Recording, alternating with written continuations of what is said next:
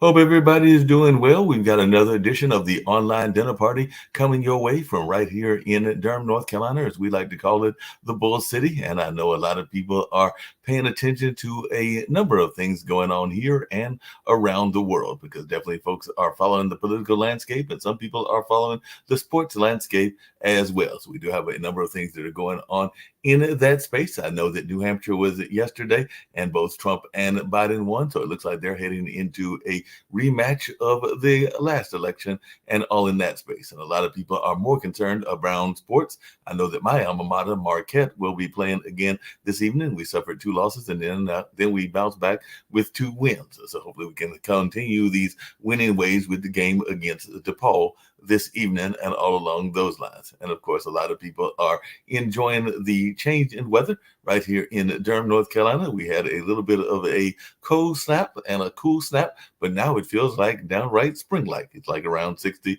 or 70 degrees or something like that. So it is definitely not typical winter weather. And I'm sure that may be one of my first guests, and I've got a number of guests that'll be joining me as we talk about life lessons learned and how they got into their different fields and all along those lines. But many people that watch this show or know me personally know that my dad is an artist, that being Jim Lee, who is a well-known artist here in the area, does a lot with photography and a number of art mediums, including some sound sculptures and other things along those lines. So he definitely does some art that has political statements and things in that way. And he's definitely had things at the Golden Belt as well as the Durham Arts Council with the Durham Art Guild, and definitely some other places as well. And my first guest is actually an artist that probably knows that pops of mine and all along those lines, and definitely knows some of the other art members of the community, that being Nick Dahlstrom. And I hope that I pronounced the last name right and all along those lines and all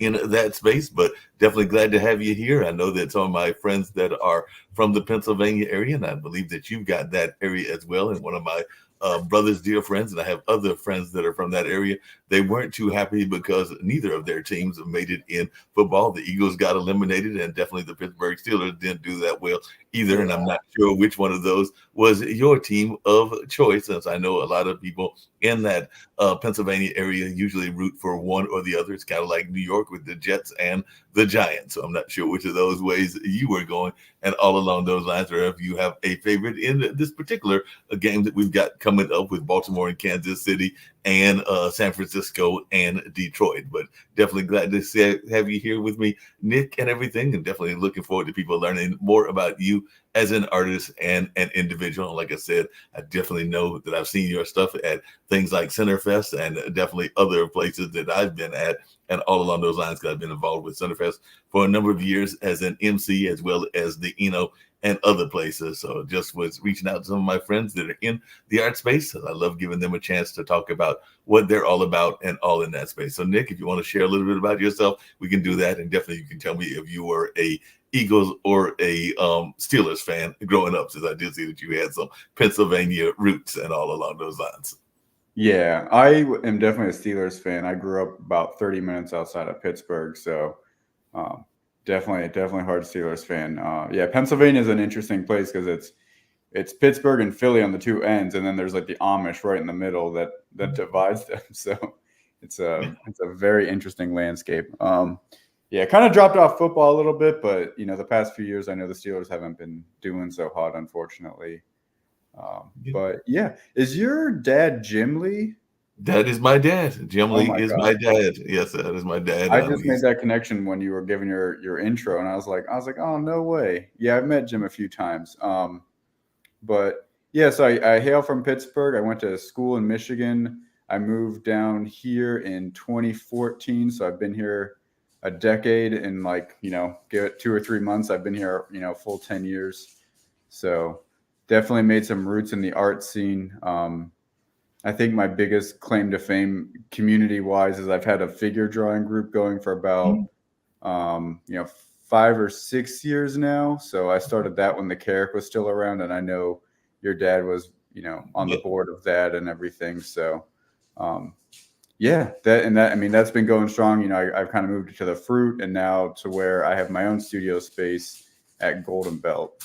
So And what got you into the arts? Were you the kid that was always drawing off on the side when you were growing up, or did you get into the arts later in life? I know that my dad was probably always interested in the arts, but I don't think he Mhm. an artist till more into his well into his adult years and all in that space. So just wondering what got you drawn into the arts and whether you were always an artist at heart. Yeah, I was always drawing, for sure. I never really like envisioned myself like as an artist. I think, in high school, especially when you're starting to like think about college, and you're like, all right, what am I going to major in? And that I in high school, I never really liked. I know like kind of your junior and senior year, you could take a lot more study halls because if you filled credits out, you could have a lot more free time. And instead of doing study halls, I just took art classes. And so in college, I was like, well, I can start. I just kind of started taking more art classes, and yeah, I really like drawing. And then I studied abroad in Italy for art, and I think that's kind of when I had that like aha moment, like what it actually means to be like an artist and not just somebody who likes to draw and dabbles in the art, but really kind of start thinking about the art and how it's more kind of thinking about like as a historian, kind of a conversationalist, if you will, because art has been this like ongoing human conversation since even prehistory. We've been drawing since before we've been writing. So kind of getting the spirit, the social, the political, everything's kind of been written down on paper and made art of. So that's really kind of inspired me, and I started really actually like making some good stuff, I think, around then, and just kind of evolving from drawing and painting as a hobby to actually like more of a passion at that point. So That makes a that's lot of sense and everything. And you mentioned that you were inspired by the Renaissance styles and particularly those around Italy. So who were some of those artists that inspired you and what was it like studying in Italy? Because definitely that is a place that's on my wish list to go because I definitely have some things that are on the bucket list and definitely I know yeah. the rich art history that is existing there. But who were some of the people that inspired you and what about Italian style art or Renaissance drew you into that particular style? I mean, there's the classics, like Michelangelo and all them, but Botticelli too was pretty awesome.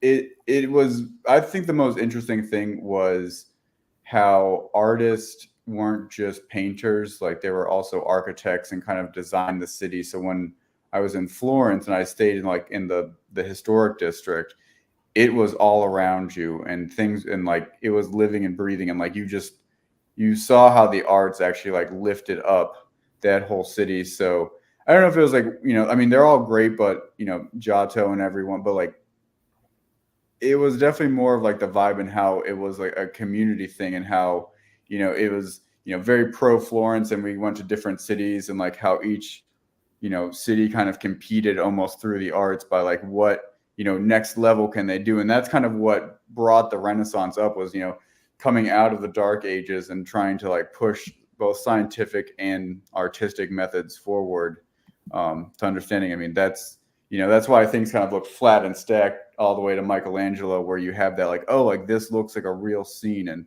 forcing perspective and stuff.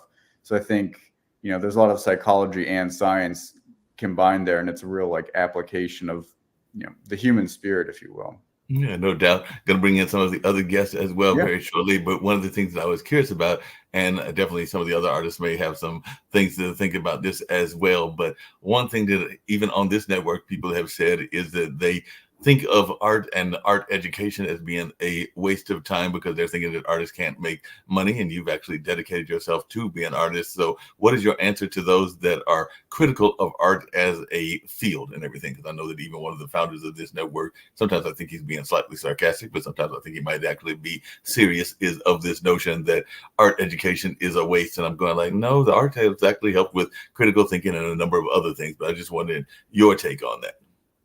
Yeah, I think it's hard to actually quantify it because it's a very like right brain left brain thing, and the right brain is a lot more visual, spatial, creative, but it's very silent and it doesn't talk out loud, so it's very hard to kind of measure. It's just it's like recess.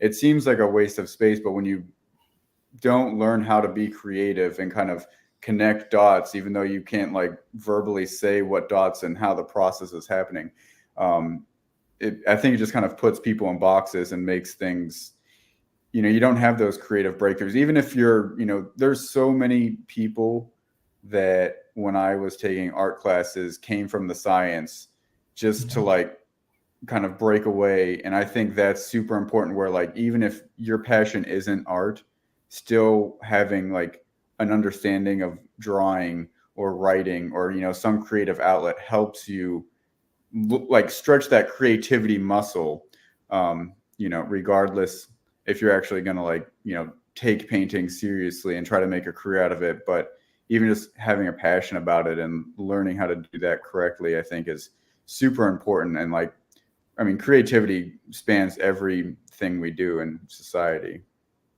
Yeah, no doubt about that and everything. I'm going to bring in Jay Leonard. He's a author and all along those lines, and also Robert Ginsburg. But definitely Joseph Leonard is a author and has written a number of things. And actually, he was saying that he's a Detroit fan. So we'll bring him in and all along those lines. So how are you doing, Joseph? And share a little bit about your thoughts around the arts and creativity. Because as I was saying, I've heard some people that are critical, thinking that the arts is a waste of time. And I am a fan. And anybody that knows my dad knows that he is a fan as well of what some people call art activism, or using the arts as a form of activism to get out some social messages and all along those lines. But I just wanted your take, because you've written some books that are definitely provocative in thought and all in that mind. So your thoughts around art as a activism tool, and just share a little bit about your own books and what you've got going on. Yeah, well, two things. First, is it sunny? It's 60 degrees, which is definitely better than Detroit,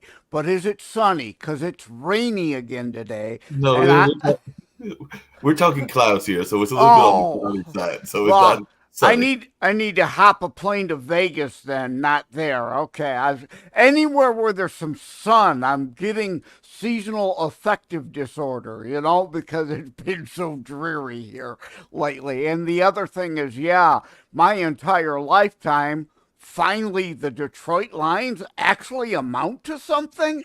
Oh, it's like, this has got to be the Matrix. This can't be reality. But as to your question about arts, absolutely positively, I think education needs a balance, and arts are great for those who actually can do it well enough to earn a living at it, not just claim, oh, I'm a constantly starving artist, please give me handouts. That's a whole other issue. If you're good enough at it to earn a living, that's great. Now, like my father, like your father in music, Ted Leonard Jr. and the Polka Kings was, pretty well known all across the northeastern states, and toured, and you could still find his vinyl 33s and 45s and 8-track tapes on eBay. So I very much appreciate, and grew up in a family that understood the importance of arts, even like Nick said, if you're not going to go that route as a mechanism as your living or career.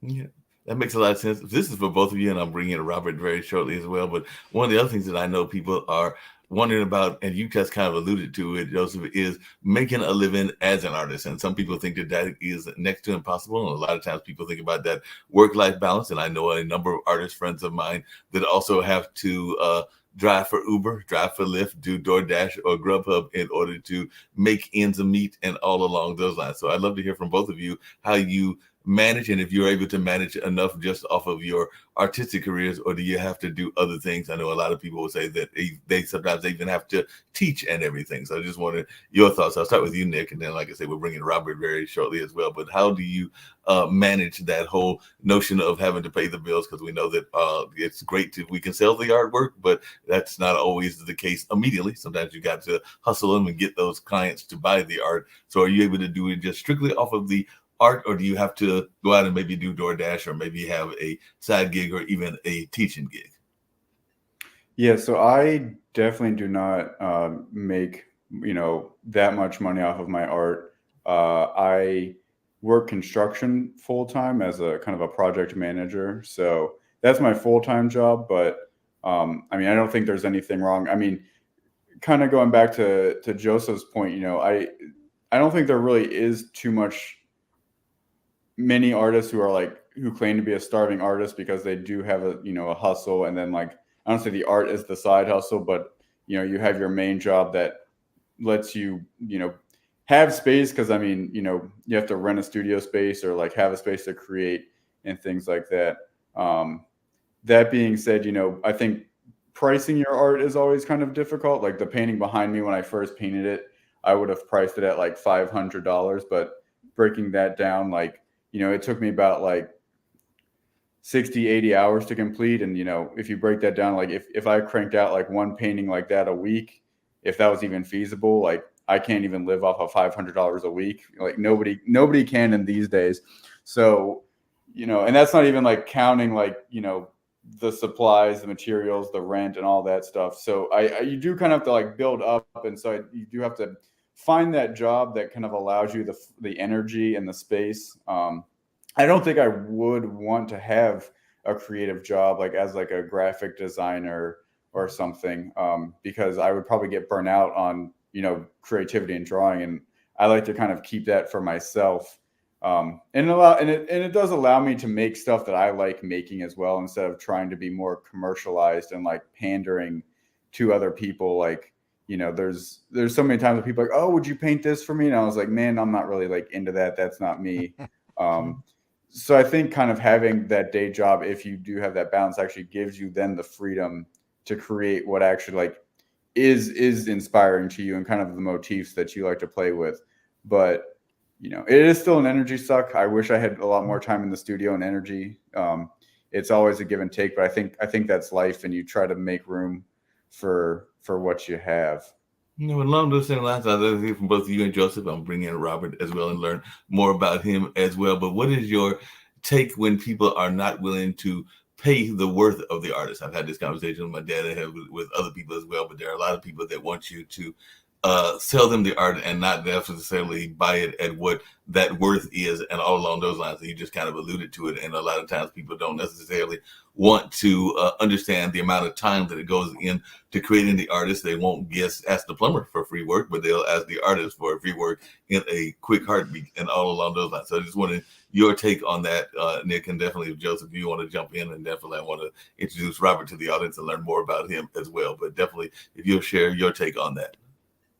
It's interesting because I think it kind of harkens back to your original question, like why are the arts kind of getting cut out of schools and programs and stuff? And I think it's kind of the same thing where art seems very frivolous and something you put on your wall to decorate your house, while it can like do so much more. It can provoke thought, it can provoke social issues, politics. There's so much it can do, and yet you said you met me or like probably bumped into me at Center Fest and Eno Fest.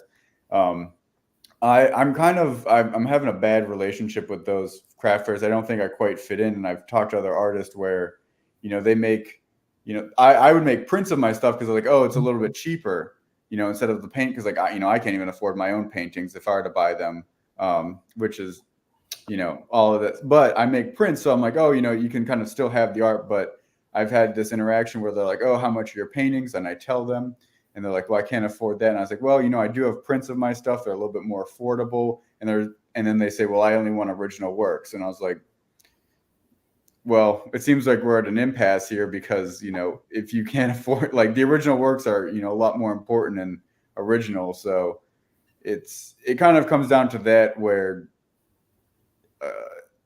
the value is is kind of like in the viewer, a little bit. So with rarity and scarcity, there is obviously supply and demand dictates higher cost. So I mean, and I'm upset, Nick, you won't do my portrait. I was going to ask you to do my portrait. But But he does a portrait for you and everything. But just really quickly, and before I get to Robert, definitely want to learn more about Robert as well and everything. But Joseph, some of your stuff is very provocative in the sense that it is political and all along those lines, because definitely Terror Strikes has some political overtones. So do you find that that is something that people are able to relate to, or are they not as able to relate to it as well? Because sometimes people are scared off by things that are either political or religious or a number of other ways that people can deal with things. But definitely, I know that there are some folks that be like, and I've got friends that have written books, including some around their sexuality and their church mission and all along those lines. And sometimes people are scared of those kind of books. Carl Kenny is a friend of mine, and I know he's written around that topic as well. But I just wanted your take on some of the things that you write about, and if you'll share a little bit about that and even what Terror Strikes is about. yeah, well, Terror Strikes Coming Soon to a City Near You has both religion and politics. And there are a lot of people who say two things to never talk about: religion and politics. Well, I say hogwash. It's we should talk religion and politics, but learn to do so in a fruitful way, uh, a non-confrontational, to where we automatically get in our corners and our dander up, and everything becomes fighting words. So yeah, the reason why people say never talk religion and politics is they weren't ever taught that you can talk about those things in a civil way. Right? So yeah, I mean, I get both extremes. People love me. I also have to have call block software because I get death threats. So but as far as like again, growing up with my dad being involved in music, I wrote and recorded for a while, but was never good enough, as I alluded to. And as like Nick said, you generally have to have a primary job, and art can often, unless if you're lucky and go viral with stuff and can sell a bunch at a good cost, that only can be a side hustle. So I'm an IT guy, although now I'm on disability, so I have more time to dedicate to what was a hobby before to be more I still would call it a hobby though, even though professionally published author and Terror Strikes Coming Soon to a City Near You indeed is a #1 Amazon bestseller. So does that make me a professional author? Well, compared to who? Stephen King? J.K. Rowling? Absolutely not, obviously. So it's all relative and of that sort. So Yeah, that makes a lot of sense.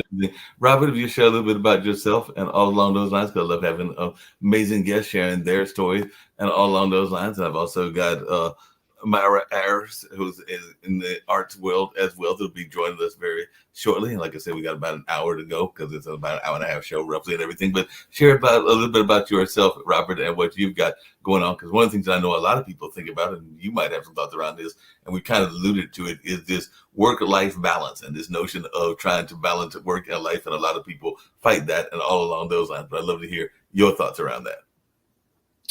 Well, my my story, I apologize in advance of fighting a cold, so I'll do my best. But I don't come from the art world. I mean, I'm a writer. I don't have many artistic talents. I was 22 years ago, I was a logical left brain thinker. As you know, I've been studying survival of consciousness for the past 22 years. And my life is very different now than it was 22 years ago, because at that point I thought that the notion that something survived a physical death was, like believing in the tooth fairy or Santa Claus. But I started working with medical doctors and scientists across the United States that studied the mind and consciousness. And I came to believe, and I came to be convinced, that there is something to it. And that kind of evidence comes from many different disciplines, near-death experiences, end-of-life experiences, mediumship, reincarnation, and so forth. It was interesting listening to Nick talk, and he was talking about left brain, right brain, and what I've noticed from my research over the years is that many people who are highly intuitive or psychic or even have mediumistic skills are also right brain thinkers and very artistic. Most of them are either artists or musicians, or writers and so forth. So there might be something to that. My work now is kind of a convergence of science and spirituality. And what I found is that the two are not as different as they seem. If you look at some of, not all, of course, but some physicists today, when they start talking about us coming from a single point of light in the Big Bang and we're all connected through quantum principles, that's essentially what the spiritualists are saying, just using different terms. So, the whole point is that it may not appear in this disjointed world that we are connected, but we are on a deeper level. Yeah, definitely. There's that notion and everything. One thing that I was curious about, and this is for all of you, is how do you balance that work-life balance? Because like I said, I'm still even at the early 60s, and I still consider myself young at heart and everything, even though that technically, I guess that's middle age and everything. But definitely, I don't have any kids, but I do have my nephews. I do have other folks that I'm engaged with, including some people that I consider to be mentees and all along those lines. But I was just wondering your take on the work-life balance and how you are able to deal with that. And I'm going to bring in Marie, who's an artist as well and everything. But I just wondering your take on the notion of the work-life balance. I spent the better part of my adult life trying to accumulate toys and material things. And now for the past 20 years, I've been doing the opposite. So I'm much more content than I was when I was in the corporate world. And I have a different perspective on life. Recently I had I live in Florida in Sanibel Island, and about a year and a half ago, we were devastated by a hurricane that kind of wiped out the island, and everybody on the island was going nuts. It's the worst thing that ever happened, and I had the luxury of perspective because I've suffered a lot of tragedy in my life. I lost a daughter, I lost my spouse, and I realized that this was just stuff, I was surprisingly calm throughout the whole thing, despite my house being obliterated, because, I have that perspective or advantage, if you want to call it, of knowing what truly matters. And material stuff, as they say, doesn't go with you, but love and compassion do. So that's kind of how I live my life now. Yeah, that makes a lot of sense and everything.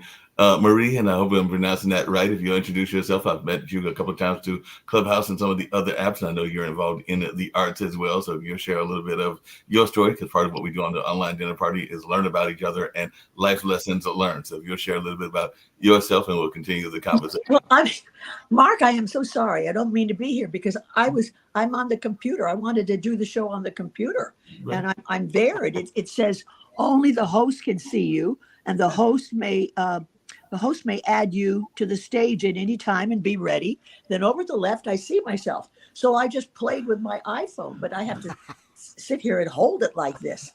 I'm really kind of confused. I thought, that you sent me the link and everything is working, but at my slot was 1:00. Right. And so did I not do something or no? You're perfectly fine. Like I said, the way the online dinner party works, it's different people sharing their life stories and what they're all about. So like I said, you can come on the computer, but I do not see you on the computer. I do see you on the iPhone and everything. So you just want to share a little bit about your own artistic career and all along those lines, because that's part of what the whole nature of what we do is talk about how we've learned lessons in life and some of the positivity that goes on in life. That's kind of the way the online dinner party works. Oh, okay. This has caught me kind of unaware. I thought that you and I were going to do the show. I've never done something like this. I've always done everything, personal on Zoom when I've been doing the talk shows as a guest, and I've never done it like this.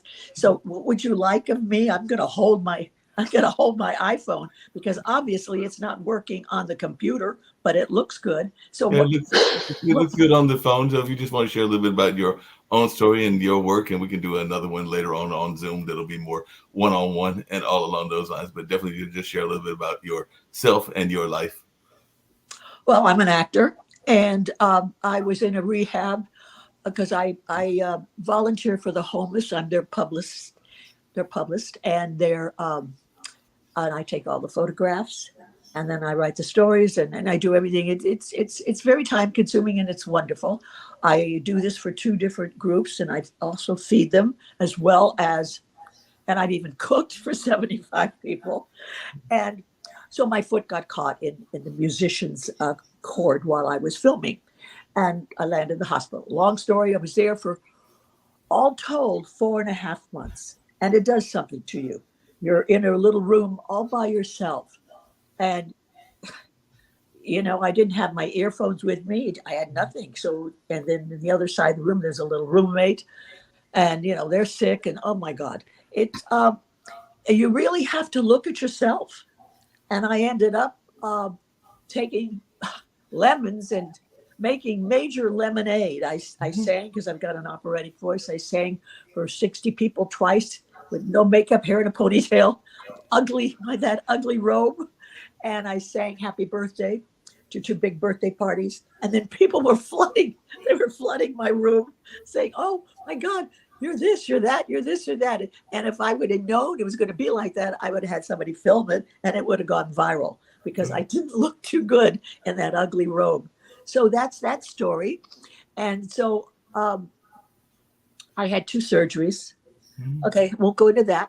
We'll go into something. But anyway, I came out the other end because I knew I would. And everything in life is a lesson. It's a chance for us to grow, a chance for us to learn. Is it painful? Yeah, it really is. But sometimes that's where you learn your greatest lessons, through pain. And unfortunately, that's how we learn them sometimes, unfortunately. And then the other night, for the first time, I'm with the biggest repertory company here in Los Angeles. And I haven't been on that stage for 6 months. And because I'm recouping and I do the exercises like I did today. And I did a monologue that I was really nervous going on the stage, and it was beyond successful. So I'm going to do it again Monday night, and then I'm entering it in a monologue contest. And this particular stage is called Theater West. I'm from Los Angeles, you guys. I'm looking at all of you. And if you ever get to Los Angeles, come to the Theater West. It's very, very well known. Maybe I'll be appearing in something, who knows? And also, I'm a film actress, but I haven't been able to submit for anything because right now my body couldn't take a 12-hour day. And sometimes, it is a 12-hour day. We just never know. I'm also a professional obedience dog trainer. And some of my clients include Mrs. Bob Hope. Now, they both have passed away. And I had a how-to video that sold on Amazon called Mare's KISS Method, Obedience Dog Training and Safety Drills. And then Bruce was wonderful. Bruce Springsteen was wonderful. And Patty, his wife, and their children. I used to feed the children doggy biscuits that were homemade. And they didn't know it. They loved it. And Robert Downey Jr., as you all know, he's up for an Academy Award. I sent him a note. He was my client. Let me see what else. Let me see what else. My film. I did a film, a short, and I presented it originally in a festival, play festival, at Theater West, the company, and I ended up. I starred in it. I cast somebody opposite me. It was my own production. And we were on location for 3 days, but it was called Westfest, and we were on location for 3 days, and it won. See, now it's won 12 awards, festival awards. So I've given you a thumbnail sketch. Well, that's a good job and everything. I appreciate that. That's a great sketch and definitely gives us a lot of insight, like a lot of people have done here on the show. You actually raised something that I alluded to earlier, but I'd love to hear your thoughts as well as others, because we know that writer's strike was recently held and all in that space. How important do you think it is for artists or just general people in the creative space in general to be activists? Because we did see a number of artists that got involved in activism, and I'd love to hear from Right. Joseph and Nick as well. But Marie, I'll start out with you. How important do you think it is for Well, artists to be okay, activists? I'm Screen Actors Guild, of course. We have to stand up for ourselves and our rights. Now, I could not do any of the marching. I could not, and it was horrible that I couldn't. But I did. I gave the cause a lot of publicity over Instagram and Facebook, and then when people would post something, I would share it, blah blah blah. But whatever union you are in, and if you are in that union, that's your responsibility to stand up for it and speak for it and do whatever physical action you need to do to stand up for your rights. And that's my take on it. I appreciate that. Joseph, what's your take on it, the role of artists as activists? And I'd love to hear Nick's thoughts, because we know there are a lot of artists activists here in North Carolina, but I'll start with Joseph and everything. But how important do you think it is for there to have that art activism kind of space? Well, yes, all three of my two of my three currently internationally available books indeed are activist based, also, sub storyline there. Terror Strikes has, as you said, political undertones as well as religious undertones in it. And my other one, Christitutionalist Politics, is about Christians actually being Christian activists, but not Bible thumpers beating people over the head about it, to return to the faith rather than the casual couch Christians we've seen too much of late. So I think that's important. And to what she was saying is, I do have a friend who is an actor. He's in many things. He hurt his ankle the other day, so he's kind of laid up right now. So he's busy writing a couple of books while he's laid up. But to what you said, a lot of people don't understand. Acting is really a lot of waiting around for the right time and conditions to shoot that 5-minute scene. Like you said, a 12-hour day and 15 minutes of material might come out of that 12 hours. Right. That is very true and everything. Nick, what's your take on it? Because like I said, there are a number of art activists. I know that I am friends with Pierce Freelon, and they're definitely there involved in that space, as is Nina and a number of others, even Dasan, who is a poet activist in my mind and everything. But I just wanted your take on the importance of artists being activists. I think art is a powerful tool to just kind of cut right to the human soul without, having to read, scientific study after scientific study of like, oh, why is this bad? Why is this good? There's that human element that, as soon as you kind of see that painting or, witness that sculpture or, a poem or something, it really kind of cuts to it. And it's a way of empathizing with other people. I think we all do live in our own little worlds a little bit, and then seeing what other people are all about, it's so hard. But I think art can really kind of just like cut the fat on that and get right to it. I know I myself have a hard time like with my personal like artistic language being like an activist, because I question who am I, what is my story, and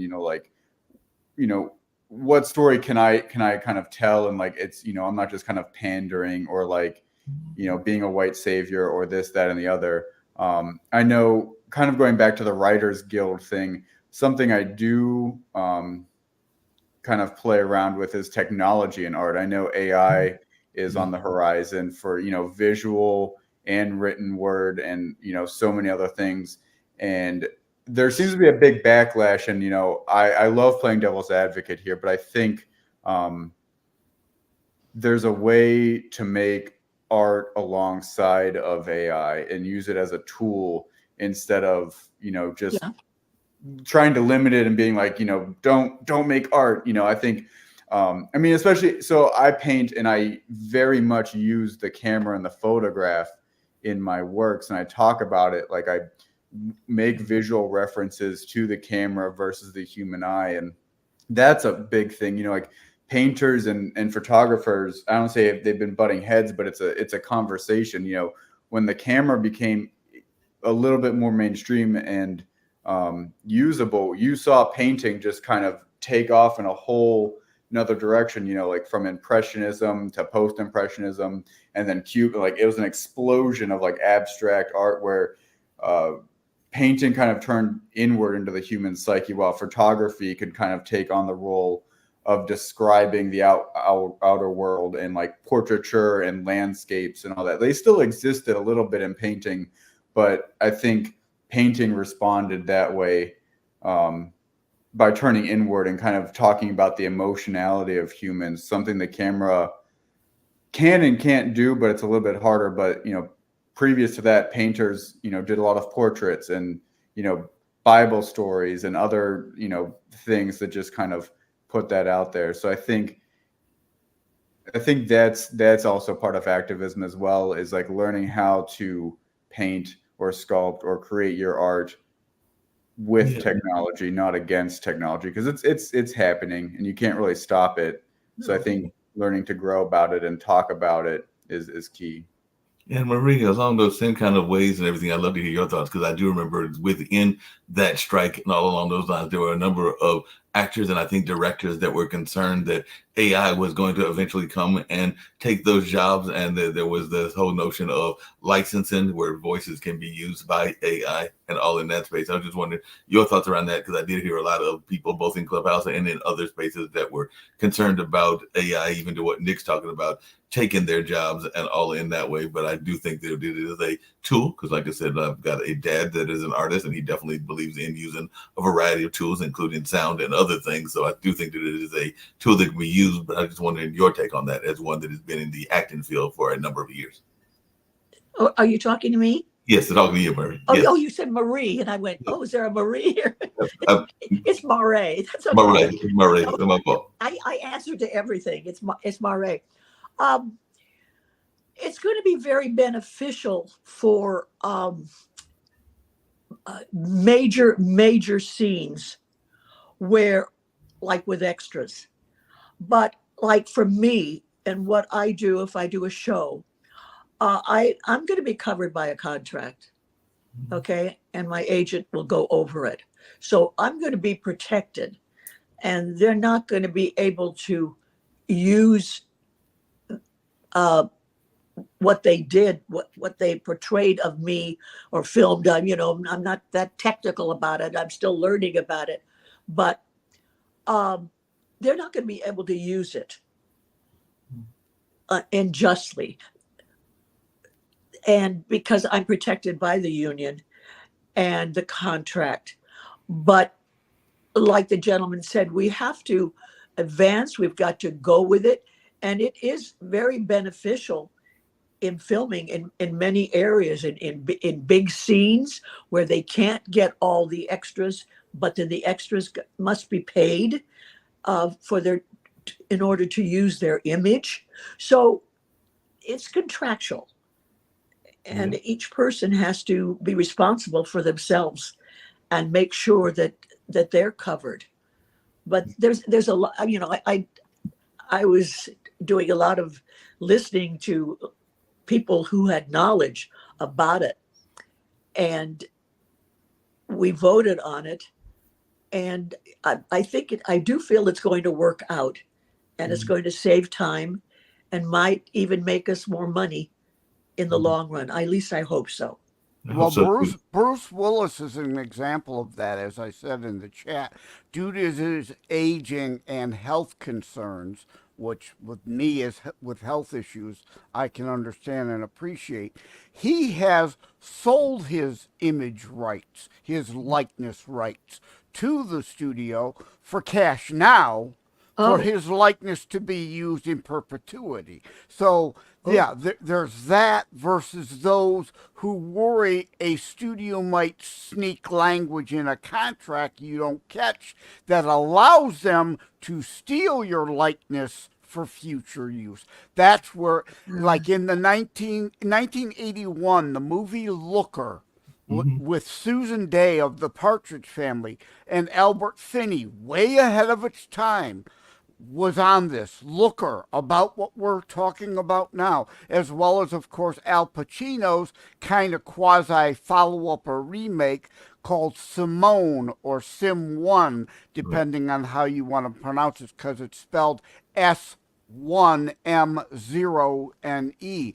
Yeah. Great movies if you get a chance to see that, which shows you the behind the scenes technical aspects as well as the drama unfolding now, because we're here in that day and age now.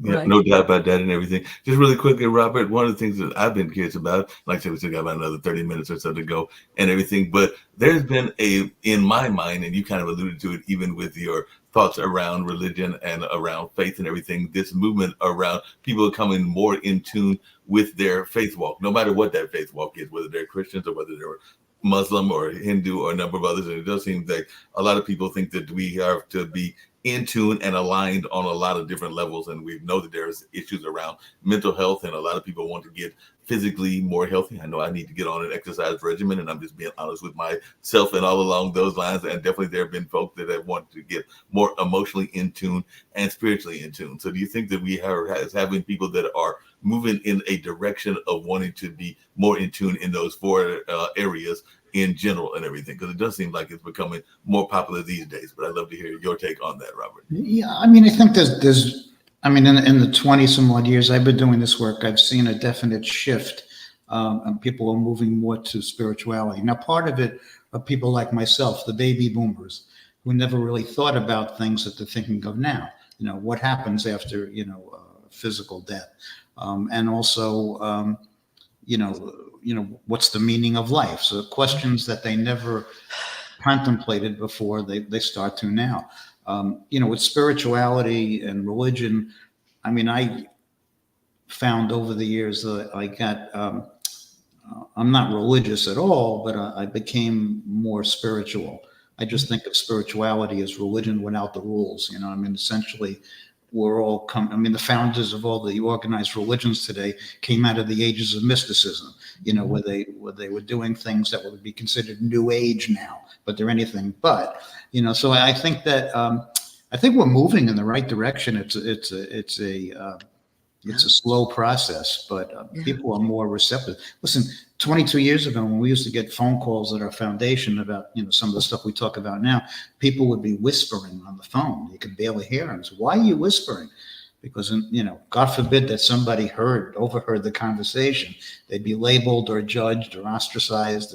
And even, professionals today, we work with a lot of PhDs and scientists that have really put their whole careers in jeopardy because they've been kind of banished from the mainstream because of the fringe, they consider fringe work, that they're doing. But I really commend them for their fortitude. And I believe that in any position, whether it's science or you're talking about art or you're talking about music, I think that there's an obligation for people to give back by supporting, causes that, others, once you have a platform, use it, I mean, so I really give a lot of gratitude to these stars that, and famous people that support, hunger and, Right. and peace and so forth, because Right. they're doing the right thing. Of course, the skeptic will say, well, they're just doing it because it's a write-off. I was one of the people that questioned everything. But what I found is that when it comes down to it, especially in my genre, working with the bereaved, you strip down to nothing. And what you find is that the only thing that matters is helping other people, because that's how it gives you some comfort, right? I mean, buying a new car doesn't do it for me anymore, So I totally flip my way of thinking, and so have a lot of people that I come across. And Marie, or Murray. and everything, I mispronounced it again, but you have actually worked with and it's a very important issue there in California, but what drew you to want to help those that are dealing with the homeless situation? Because I do know that it's a big issue there in the California area. So what drew you to want to Oh help God! folks? Oh well, it's all over. Okay, it's more in New York. You have to in New York you have to step over. At least we don't have to do that here. I'm like Robert. I'm not into religion. I was born and raised a Catholic. You know, I bless everybody who believes in that. It doesn't work for me, which is okay. I'm a student and have been for almost 15 years, at least 13. I know, of law of attraction, that which is likened to itself is drawn. And I'm on 2 Zoom meetings every month, and I speak and we share law of attraction.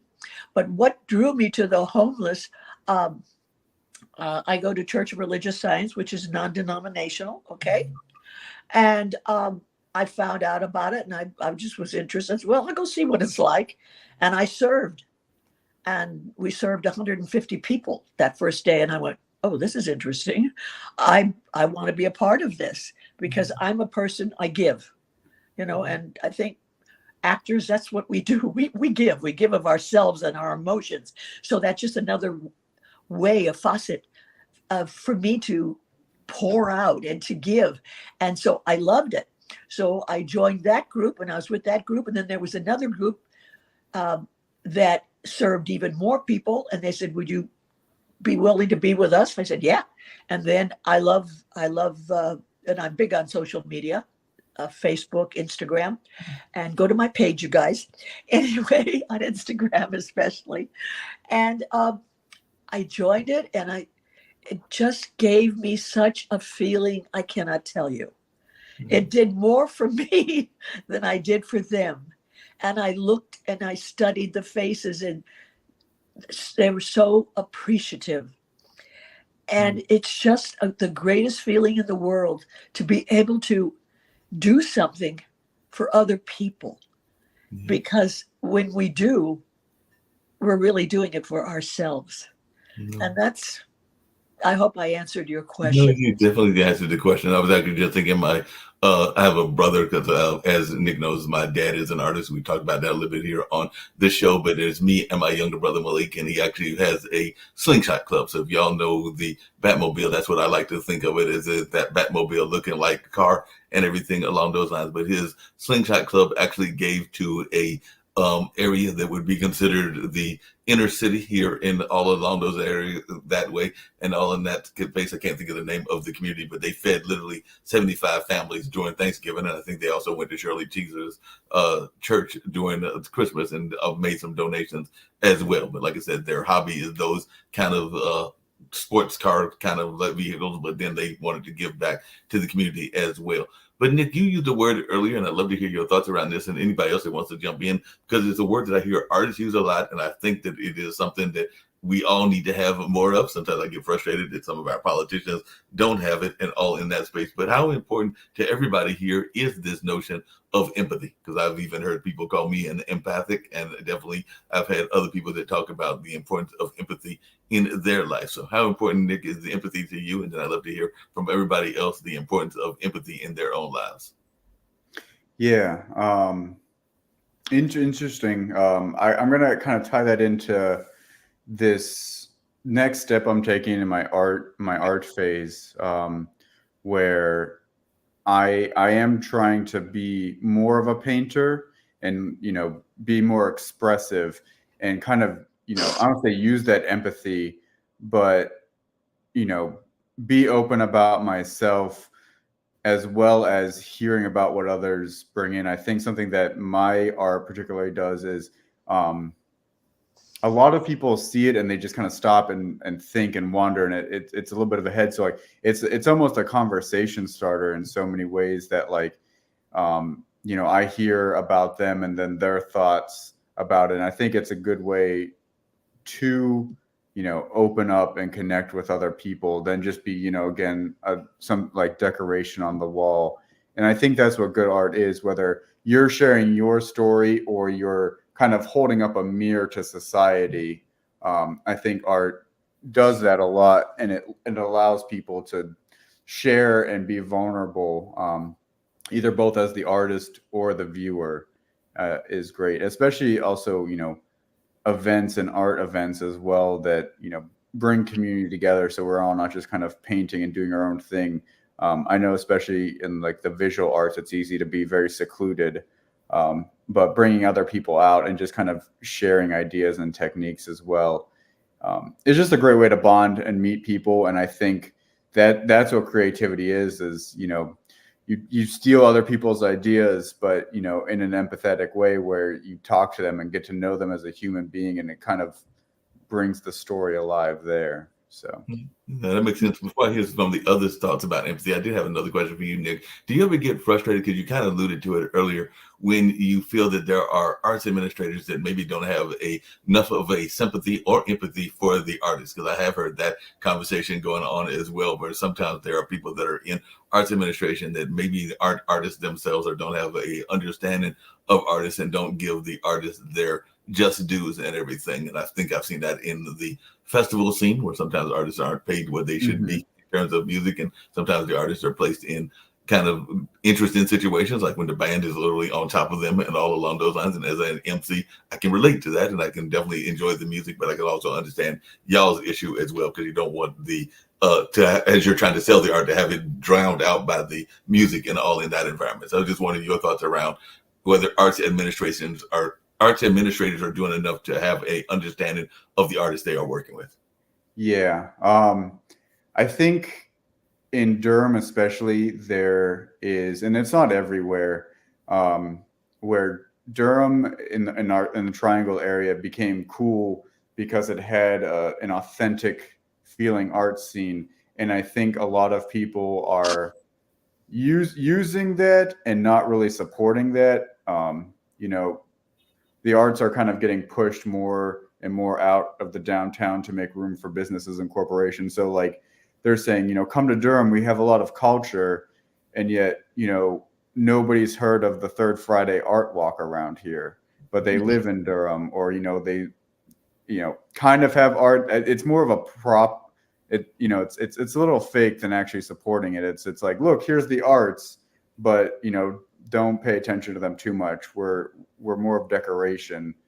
And that's definitely how it feels there, where if I'm trying to get the right words out, but I think I've gotten the meaning across. Where Yeah, I think you've got the meaning across, and it's actually interesting you said that, because I've done a couple of talks, because one of the places I work at is the Hayti Heritage Center. I could be heading there in about an hour, because they've got I think it's yoga today. Yoga is the class today, and all along those lines. But that is one of my complaints. What you just said is that there are a number of people that are part of that new gentrification, have moved to Hayti or moved to the Hayti district. But if you ask them what Hayti is, because it's a converted church, they'll say it's a church, or they won't know that it is a art venue, or won't even bother to explore, to come out to visit, to see what it is, even though there's a marquee in front that says that there's Candlelight Series, which is, of course, is a national series of those concerts with the candles and everything, or that there's a jazz band performing or a poetry event. But they'll go up there to sit to the KFC or something else along those lines, but not necessarily do the other exploration. But definitely that's something that's fascinating. I was about to say, I think Durham has been very good at so many art scenes have kind of come and gone. And I think that's really sad, because like there's such a good spirit there that like so many people are opening great places, but the arts admin and the city at large isn't doing anything to like keep them around. They want them to open, but then they're like, all right, good luck, instead of kind of helping to protect. I'm not talking about like handouts either, but like, even if it's just like some sort of like district or something like that, where it kind of does help. Because I mean, it's nice, and people move here for that reason, and then don't actually go out and experience it. So it adds a vibrancy to our culture, and it makes us more attractive than just moving to Condoville, USA. There's actually something to do here, and people to see, and a feeling about the city than just the Tim Burton like white picket fence kind of suburbia. So that's my biggest complaint, is just like there's no like support once places are open to help keep them around and figure out the problems that they're facing. So it's a survivalist. Well, I want to kind of go off of what Nick was saying. Is when economic times are harder, the arts are always going to suffer. People need to worry more about food on their family's table than the available money, disposable income to buy one of Nick's paintings or even my books, which are fairly inexpensive by comparison, or to see a movie. I love going to the movies, but movie tickets are out of this world these days, especially if you're in like New York, it's $20 a ticket. I go on free popcorn Tuesday where the ticket's only $5 because it's just too expensive. True. We have to prioritize our budget. And you said empath, Mark, which made me immediately think of Star Trek: The Next Generation, which also reminded me, because in this serious time we got to keep our sense of humor, and I can never pass on a lame pun joke I like to tell. I used to be a psychic large rather than a psychic medium, but now I'm just psychotic. So Okay, we all are, thank God. Yeah, we all have a little bit of that psychotic aspect of us, and all along those lines and everything. One of the other things that I know we talked about on a couple of these online dinner parties, and I'd love to hear y'all's thoughts about this, because it is something that I think impacts artists in general, and definitely kind of plays even to the empath conversation. But how much of a problem is it being your own worst critic and everything? Because I know that whether it is jobs, and I've definitely gone for those jobs, or is it even going into relationships? And like I said, I'm in my early 60s and still in that single space, but I know that there have been times that I have literally talked myself out of situations, whether it was a creative job or a regular job or a relationship, and all along those lines. So how do you counter that inner critic? Because we all have that inner critic, and we're all notoriously bad for letting that inner critic win. So, Murray, I'll let you go first, but I'd love to hear from My Robert. God, you said my name right. Thank you. But I'd love to hear your thoughts. I'm teasing you, Mark. Well, you know what?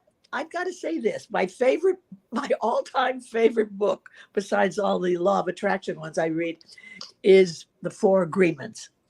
And one of the chapters is, and as an actor, a performer, blah, blah,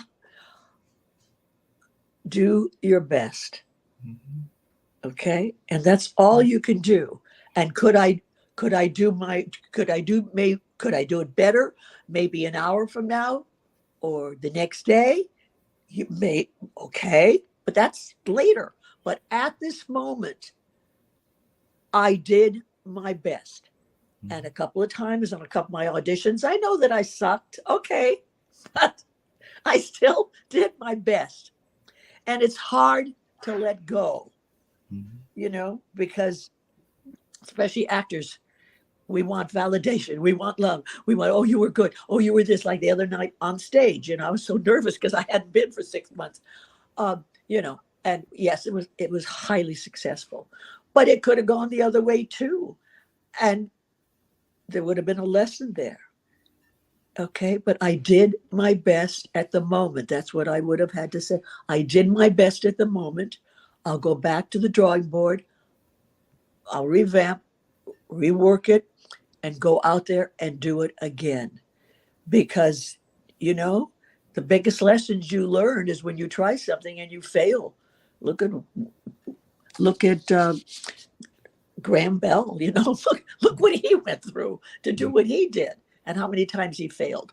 And if he hadn't have failed all those different times, he wouldn't have achieved what he achieved.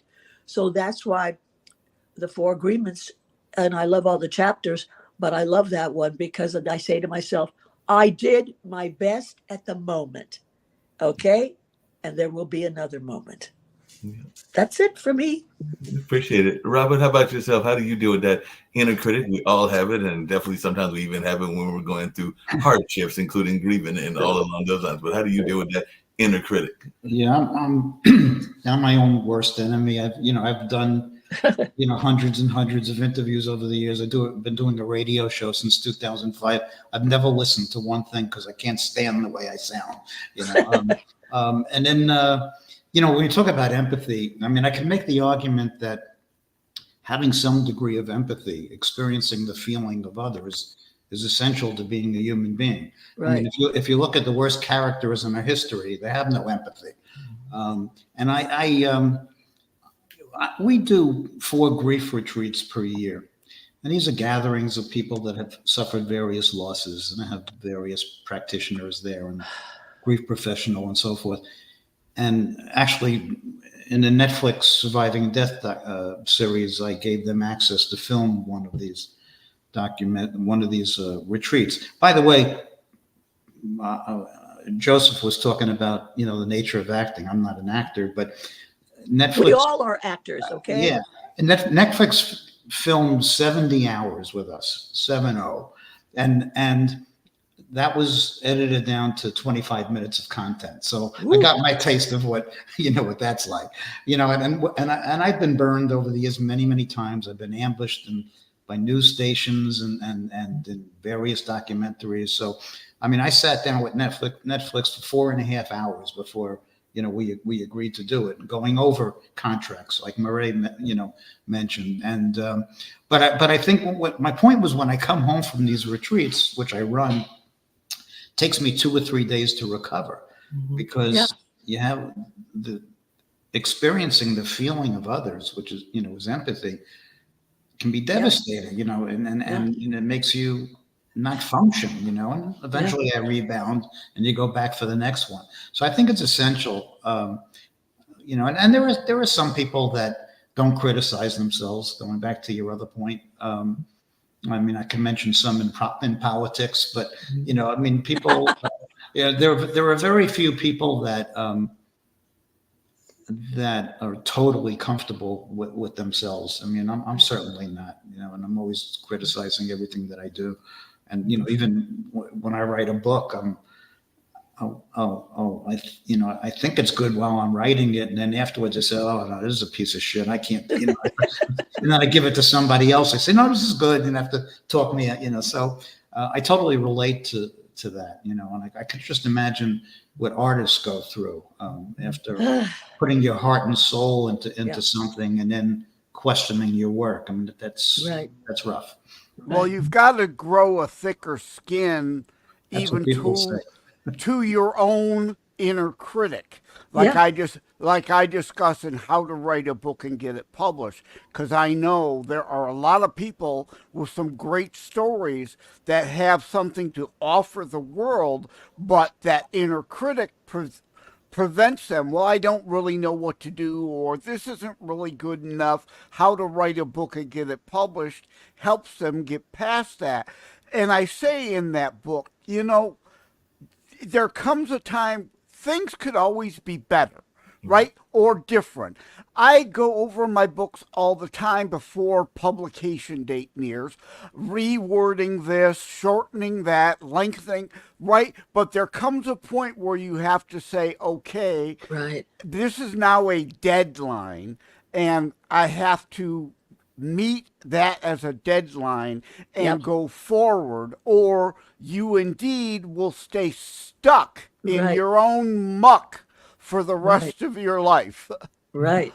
No, I definitely want to get to the inner critic and how definitely Nicholas handled it, all of those lines. But before I get to that, this is for both Murray and for Joseph and everything. But one of the things that a lot of people are afraid of when it comes to this notion of writing or even acting is rejection. Because I know tons of actors get rejection notices all the time. I don't know how many rejection notices authors get, because a lot of times they have told me they've got hundreds, if not thousands, of rejections. And there is this lovely word that I know we have a hard time saying, and we also don't like hearing it as well, which is that word no. It's only 2 letters, but it does resonate with a lot of people. A lot of people don't like getting that rejection. So how do you deal with that rejection? And this is both, like I said, for Joseph and Murray, because I know that actors and authors get rejected all the time, but even artists get rejected. And I'm even sure that bereavement counselors that are trying to do lectures probably get rejected as well. So it's actually for everybody. How do y'all deal with that rejection?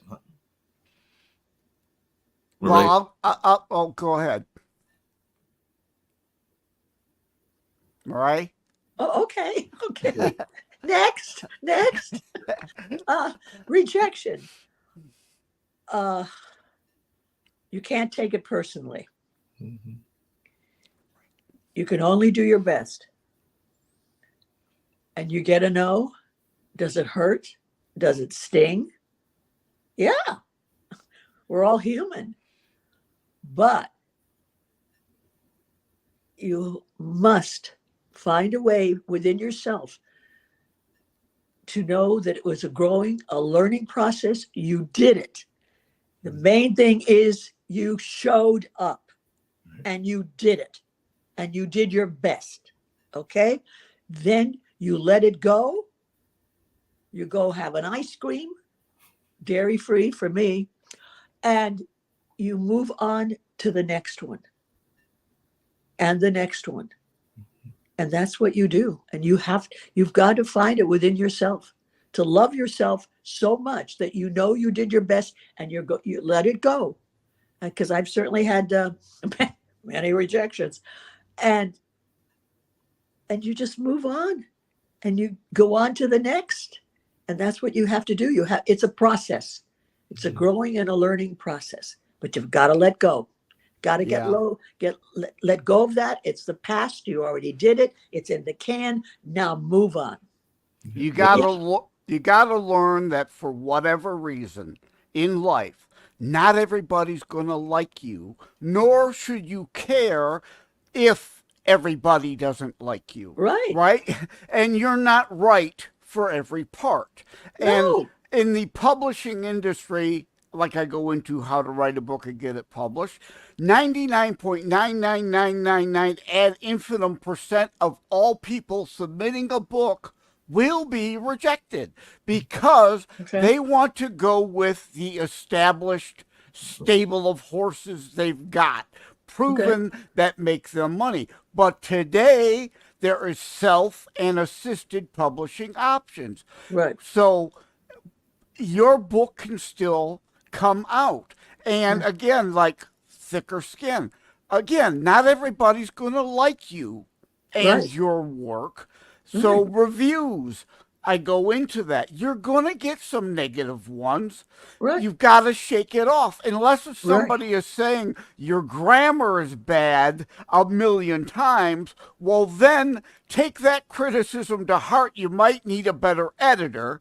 But, that's a technical correction that you yourself may need to improve upon, as opposed to someone's opinion of your delivery and main content. Yeah, that makes a lot of sense. What about you, Nick, and everything? Because like I said, I know artists get rejected all the time and everything. So what is your take on that and this notion of rejection? And I'd also love to hear, because I didn't get to your thoughts around the inner critic as well. But definitely, what is your thoughts around rejection? Because I know with having family members that are in the arts that, not everybody buys your art and not every festival takes your art as well. But how do you handle that rejection notice? I cast a wide net and I expect to hear a lot of no's. I just kind of expect no's. I know last year I got a grant and I was like so surprised that I got the grant. I was like, I thought that was a guaranteed no. So I think that's always better than when you're kind of hoping for something and you don't get it versus just, definitely try your hardest, but cast a wide net for sure. So, speaking of using ChatGPT as a tool, like ChatGPT has been helping me write a lot of applications to stuff so I can get more stuff out there. Because, a lot of it's like some just copy pasta stuff that you change and tweak some things here and there. So, you just kind of cast a wide net and hope for, one yes is my thing. And how do you do with that inner critic? That's what I was going to say. Yeah, the inner critic thing. I think that it's a good tool again. I think those people who do have a good inner critic, that's because they have good taste. I think if you love all the work that you do, you're a little delusional. There's that. That's a good counter. That's yin and yang. Right. Don't let it stop you from working, though. I know so many people that their inner critic stops them from starting, and I think that's when it's unhealthy. But in my drawing group, especially the people that keep coming back and they keep asking me, I say, don't worry about the end product. If you're trying to make a drawing that looks good, it's not, you're gonna kind of miss the mark a little bit. Have art that kind of has a purpose, like be more interested in looking at your subject and exploring your subject than, all right, how's this going to look and how's my paintings going to look? And I think that's something, you know, you can bring to any medium like writing. It's like, don't worry about writing a good book, write about exploring your subject. Don't worry about looking good on the screen if you're an actor. Look about exploring and developing the character that you are inhabiting. That's why we're in the arts, is to kind of learn and explore and experiment with life. Right. We're not here to make pretty pictures and, you know, books that sell. And I think that's the good mark of a character. So like when I looked at my paintings personally, you know, I'm always going to see things that I can improve upon, but I'm like, all right, that's for the next painting. The next painting is, you know, Right. kind of, you know, improving on that step. And that's, you know, everyone always asks me like, oh, do you always feel bad when you sell paintings? I was like, kind of, as soon as I'm done painting my paintings, I like, my relationship with that painting is over. I move on to the next one, and I do my best and explore that subject and try to gain as much information as I can. And then when that painting has kind of taught me all it can, I stop and I move on to the next one. I think it's Okay. that's who we are as artists and entrepreneurs and creatives. We're looking to explore our world more. So I think being an inner critic in that sense is more or less like, all right, seeing what I've learned, what can I, like, you know, now that I'm here and I've learned and I've gained this new information, there's always going to be more to learn. So it kind of gives you a good arrow to point in the right direction of like, what's the next step after this? Yeah, So. Nick has the correct, in my opinion, and proper perspective. Like I said in the comments, Nick, it's great that you're a realist in all senses. Because people do things for the right reason, and then there are people who do things for the wrong reasons. If you're writing a book with the expectation that you're going to be the next J.K. Rowling, you're writing your book for the wrong reason. No doubt about that and everything. One of the things, and we've only got a few more minutes, about 10 minutes to go and everything, but one of the things I get everybody to do on this show and everything, and by the way, I've thoroughly enjoyed this conversation. Hopefully I can get y'all to come back on another show, or maybe we'll do a one-on-one, Murray or anybody else here as well. But definitely this is the online dinner party, and I love having these kind of conversations. But at the end, I always give my guests, and I'll actually jump off the screen for a minute while I can throw on my sweater so I can get to my next job and everything, a chance to share how they can be reached. And one of the things I love doing on these shows is people given a chance to express their message of positivity and hope, because Pod TV, formerly IBM TV, and all along those lines, is a worldwide network, and Nick Palveda and Kim Calhoun that created it definitely have people watching in India and Africa and a number of other places around the world and all along those lines. So I am definitely a person that believes in positivity. We've got enough negativity and division in the world, so I like to have this as a platform for giving positive messages. So I love doing that on the show and giving all my guests that opportunity and all along those lines. So I actually we'll actually close out with the lady this time and all in that space. So I'll start off with Nick and go around and close out with Murray and all in that space. But Nick, if you'll share how you can be reached, and if folks are in the Durham area, how they can hear about your art, and if you have any message of positivity and hope, and then we'll go to Joseph, then Robert, and then close out with Murray and everything. But basically how you can be reached and your message of positivity and hope. And like I said, y'all might see me off the screen, but that does not mean I'm not listening and all along those lines. But definitely, if you'll do that, I'd greatly appreciate it. Yeah, as Mark said, I'm in Durham, North Carolina. You can reach me in person at the Golden Belt Art Studios in Durham, North Carolina. I'm in Studio 23. Come out for Third Fridays, which is the Durham's monthly art walk. So if you can meet in person, that's awesome. If you can't, I'm on Instagram at Art of Nick Dahlstrom. So and that's all of my handles. So my website's at Art of Nick Dahlstrom. All the social mediums, but I'm definitely more active on Instagram and kind of post there. So yeah, come reach, follow, message, comment, all that fun stuff.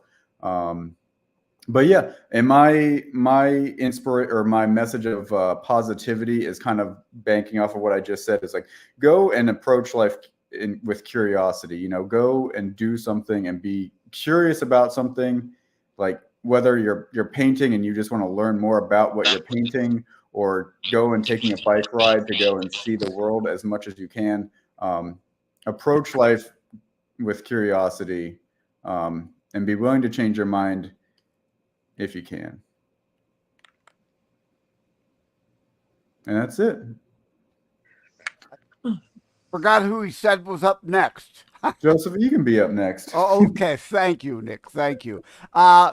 Nick, I think you should add to your resume, you are a master of karate because you're a golden belt.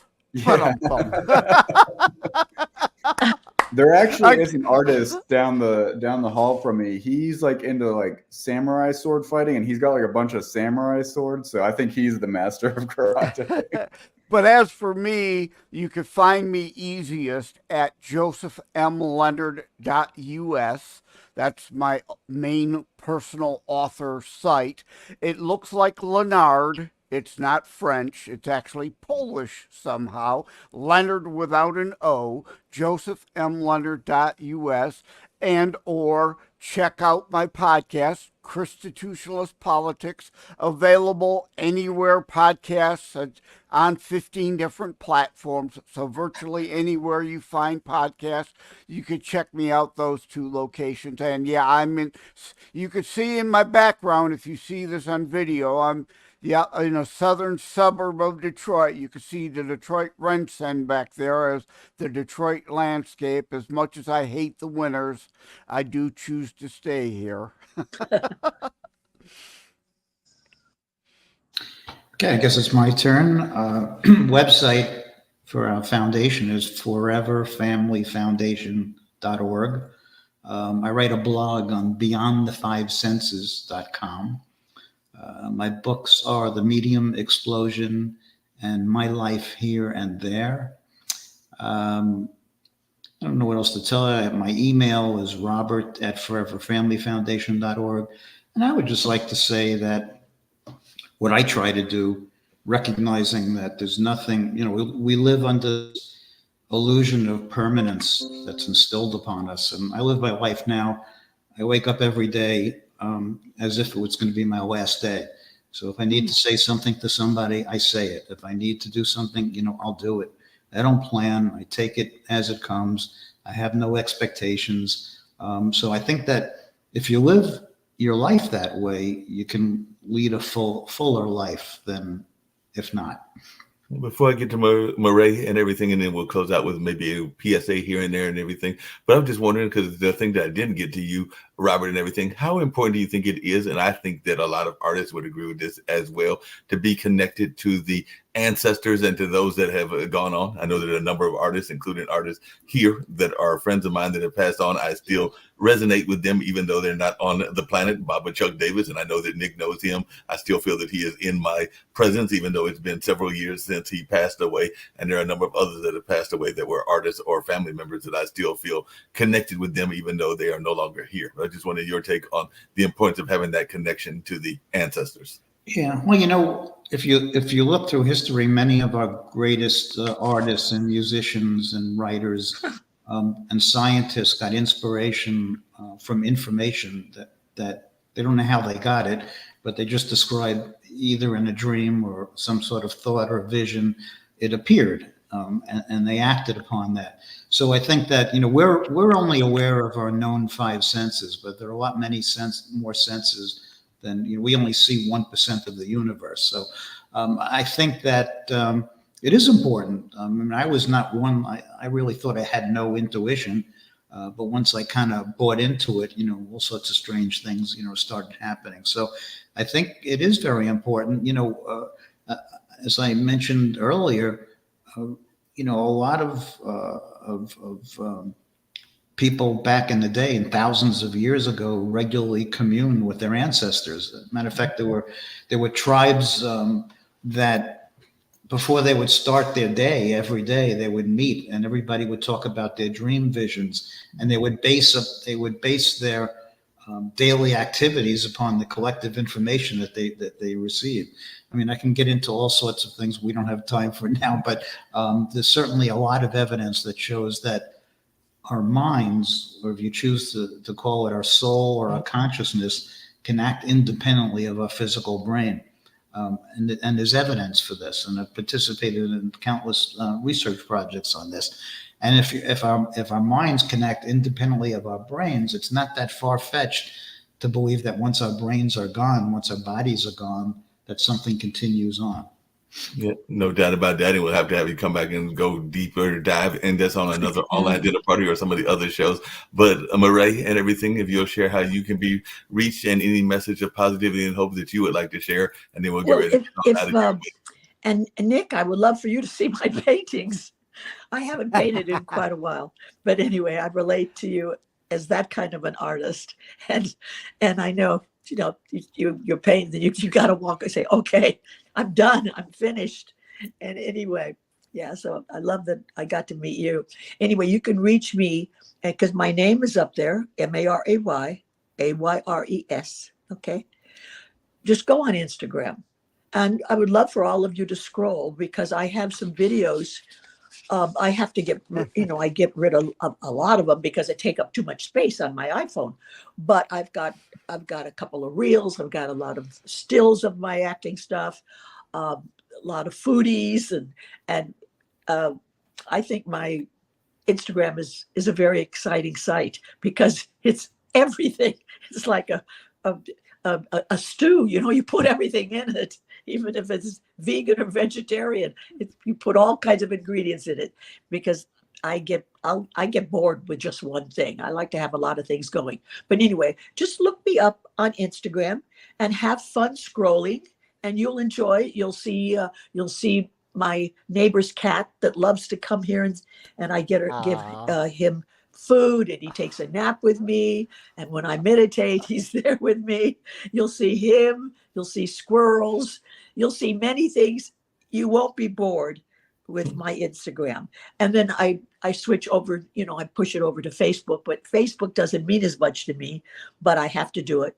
And I don't care for Twitter. I really don't. And I'm registered with LinkedIn. I don't bother with it. And people always, be my friend. And I go, yes.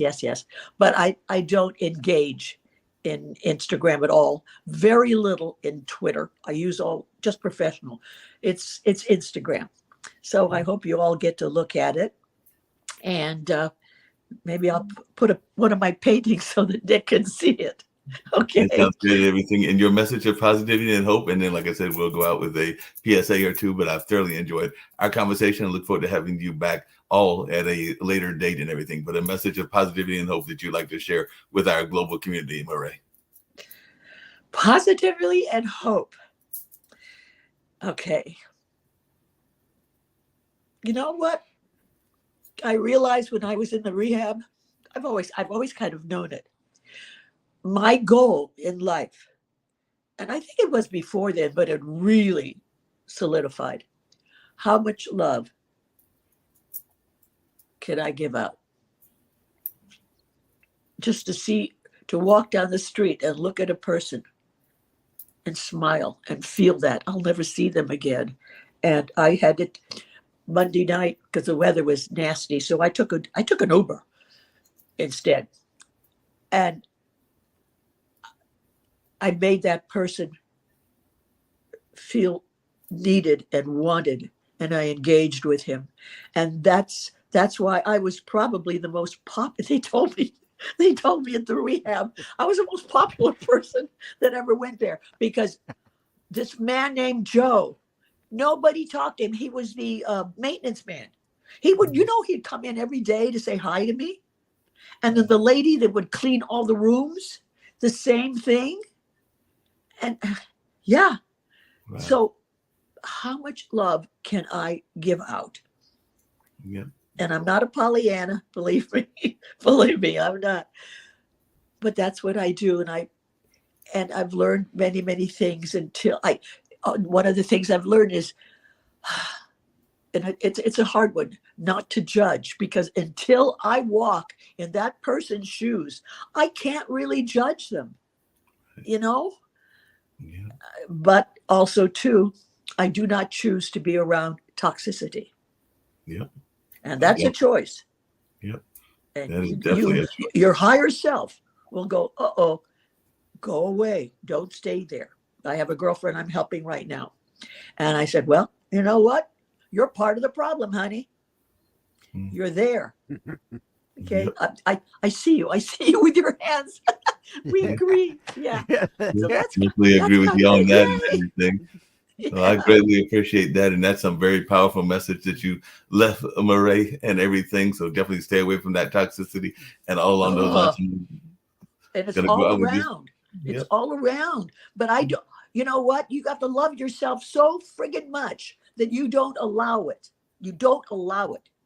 You just say, I bless you. I just did this with a friend. I bless you and I send you on your way. Bye-bye. Yep. Positive message and a great message. And on that note, we're going to get out of here with a PSA of a friend of mine in the financial space and maybe one around education as well. But I've thoroughly enjoyed having y'all on and hope to see y'all back in the near future. But another great online dinner party, and was glad to see all of y'all on here. And I'll see y'all in a return trip. So definitely enjoyed this conversation and look forward to seeing you back later on as well. Thank you. No problem. Are you looking for money-saving strategies for your business and personal finances? Are you tired of working hard every day with little or nothing to show for it? Contact Prosperity Financial Services, LLC right now for your free financial consultation. Call now to reserve yours today, 804-349-8600, 804-349-8600.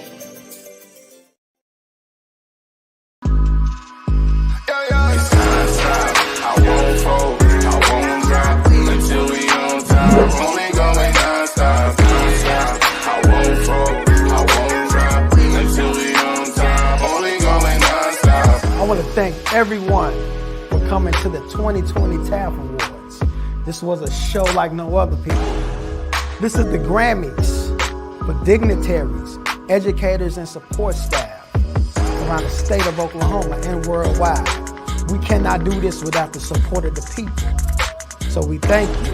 I thank you for being such a dedicated supporter to this movement for the Teachers Appreciation Foundation. I thank you. I won't fold, I won't drop until we